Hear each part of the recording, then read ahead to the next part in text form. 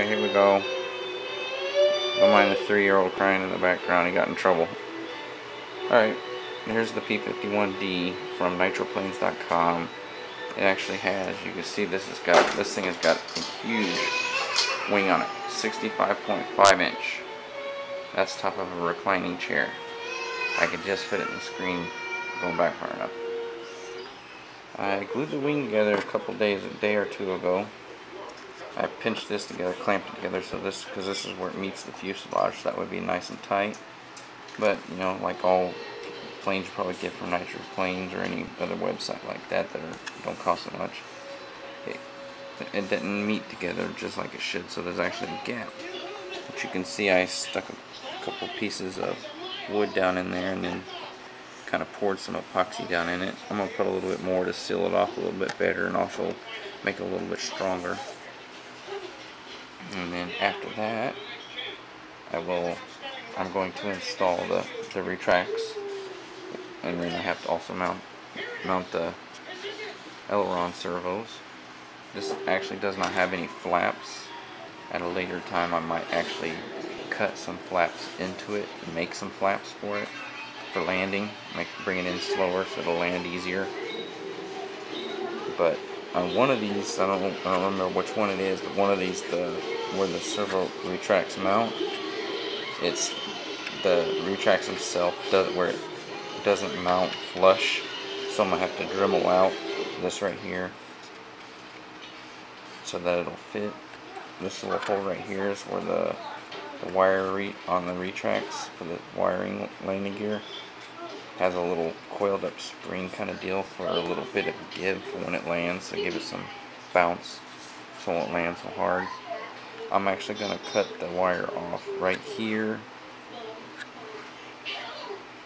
and I'm going to mount, I got Robart landing struts for it with real rubber wheels that are going to fit inside here.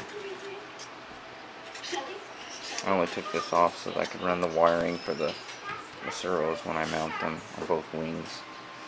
And then I also had to modify it a little bit. I had to cut a little hole right here so that the actual low profile retract servo can sit right in here, and I'll have to epoxy it in.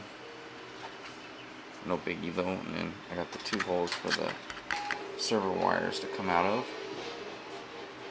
And then I just finished painting the fuselage because, like everybody that knows that I'm building, this is going to be a p-51d redtails. So like you see, I just finished painting it, the red tail, and the 2 holes right there in the back. I got to mount the elevator. It's going to be mounted right here. Then I got to mount one servo here, which I had to widen these holes out so that the servos I got would fit in there. So this whole fuselage is actually fiberglass, and it's got right up in there is where the fuel tank goes, and then the fuel lines go up through that hole right there, and that's the firewall where the motor will be mounted. And the servos all mount right here, and then I got the little holes to mount the receiver and the battery, and then run the cables and stuff for the elevators. Well, actually no, since the servos are mounted until I don't have to run the cables for the elevators and all that down through the back end. I just have to run the cable for the throttle going up through there, so I'll probably have to pre-drill a hole for the throttle cable to run up through.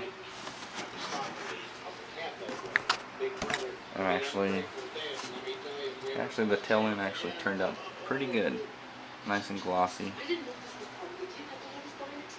And that's the p-51 so far. This is the first video I've gotten to do of it, so we'll see how it goes. This thing's actually, the wing on this thing is actually longer than my Great Plains Eagle 2 trainer that I have, so we'll see how it goes.